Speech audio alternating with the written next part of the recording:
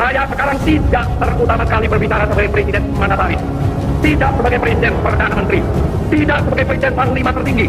Saya berbicara di sini sebagai penyambung lidah rakyat Indonesia.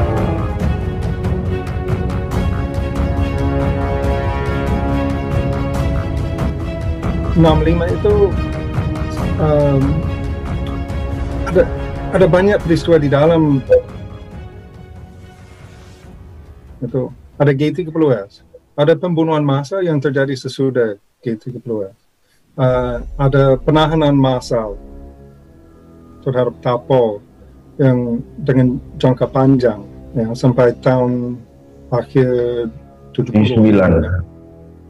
Terus sehingga kalau kita hanya bicara tentang 65 aja, itu kayak semua isu itu campur. Seperti tadi Grace dan Bonnie bilang bahwa ada banyak isu yang overlapping.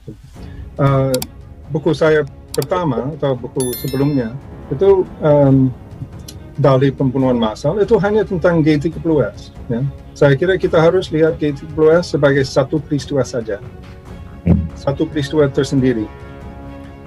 Terus apa yang terjadi sesudah G30S itu sebenarnya tidak tergantung kepada G30S itu sendiri. Ada banyak opsi untuk tentara, untuk Soekarno, untuk PKI, untuk semua pihak untuk ambil opsi lain. Ya. Terus kalau kita bicara tentang pembunuhan massal, kita juga harus melihat itu sebagai peristiwa tersendiri. Dan di tiap daerah itu ada pola yang agak berbeda. Ya. Sehingga kalau kita bicara tentang pembunuhan massal, kita harus punya perspektif kepada sejarah lokal. Seperti Grace tadi bicara tentang salah satu desa. Ya. Di desa itu sendiri itu ada semacam satu peristiwa.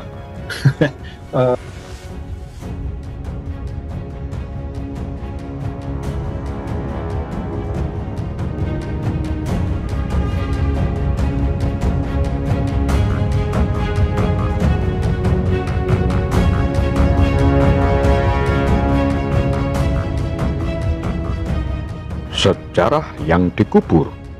Peristiwa 1965. Kekerasan yang abnormal. Sejarawan University of British Columbia, Vancouver, Kanada, John Rosa menyatakan kekerasan yang terjadi dalam peristiwa 1965 merupakan kekerasan tak normal. Ia menyebut peristiwa tersebut tak bisa dipukul rata sebagai sebuah kekerasan biasa. Menurutnya, di dalam peristiwa tersebut tidak hanya terjadi pembunuhan, tetapi pembantaian massal, penghilangan paksa secara massal, hingga penahanan terhadap orang-orang yang dicap PKI hingga kurun waktu 1970-an. Kekerasan yang terjadi di 65 itu tidak normal. Untuk orang zaman itu, untuk pelaku, untuk korban, itu semua tidak normal. Ujar Rosa saat berbicara dalam dialog sejarah 1965, sejarah yang dikubur. Rosa mengatakan salah satu kekerasan yang tak normal adalah penghilangan paksa orang-orang ketika itu. Menurutnya, penghilangan paksa merupakan cara untuk membunuh orang yang paling tidak bisa dibenarkan. Penulis buku Dalih Pembunuhan Massal, Gerakan 30 September dan Kudeta Soeharto itu menyebut penghilangan paksa dalam peristiwa 1965 juga berkaitan dengan usaha penghapusan sejarah. Tidak ada ingatan jelas. Kita harus mengakui banyak pembunuhan terjadi dengan cara yang keji sekali untuk menghilangkan orang supaya keluarganya tidak mengerti, tidak tahu. Peristiwa kekerasan pasca 1 Oktober memang menjadi sorotan tersendiri setelah kejatuhan Orde Baru. Para penyintas yang tergabung dalam Yayasan Penelitian Korban Pembunuhan 1965, 1966, YPKP 65, bersama sejumlah pegiat hak asasi manusia masih terus memperjuangkan kasus ini baik secara nasional maupun internasional.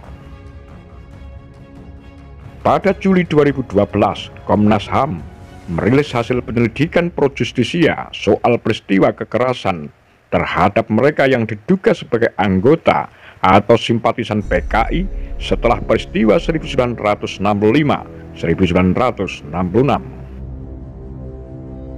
Berdasarkan hasil penyelidikan itu, Komnas HAM menyatakan telah terjadi pelanggaran hak asasi manusia berat dan mendesak kasus ini dibawa ke pengadilan. Lalu pada Oktober 2016, pemerintah melalui Menteri Koordinator Bidang Politik, Hukum, dan Keamanan saat itu, Wiranto, mengatakan tragedi 1965 akan diselesaikan melalui jalur non-yudisial. Pemerintah juga tengah merancang pembentukan badan khusus untuk mewadahi penyelesaian kasus tersebut melalui mekanisme non-yudisial. Langkah-langkah menuju satu penyelesaian yang damai, tidak menimbulkan kebencian di kemudian hari, tidak lagi memecah belah bangsa yang orientasinya kerukunan nasional. Kemudian, masyarakat sipil yang terdiri dari aktivis, akademisi, dan ahli hukum International People Tribunal 1965 mengajukan kasus ini ke International People Tribunal IPT atau Pengadilan Rakyat Tragedi 1965. Sidang IPT 1965 digelar di Den Haag pada 11 hingga 13 November 2015. Pada Juli 2016, keputusan akhir IPT 1965 menyatakan Indonesia harus bertanggung jawab atas 10 tindakan kejahatan hak asasi manusia HAM berat pada 1965-1966. Salah satu dari 10 kejahatan hak asasi itu adalah genosida atau tindakan sengaja untuk menghancurkan sebagian atau seluruh golongan penduduk tertentu. Kejahatan genosida ini dialami anggota, pengikut, dan simpatisan PKI, serta loyalis Presiden Soekarno dan anggota Partai Nasional Indonesia (PNI). Tindakan pembunuhan massal dan semua tindak pidana tidak bermoral pada peristiwa 1965 dan sesudahnya, serta kegagalan untuk mencegahnya atau menindak pelakunya, berlangsung di bawah tanggung jawab sepenuhnya negara Indonesia, ujar Ketua Hakim IPT 1965, Syak Yakob, seperti dikutip dalam salinan putusan IPT 1965 pada 20 Juli 2016. Apa pendapat Anda? Demikian Kura-Kura, Tagar Lambe Sundel.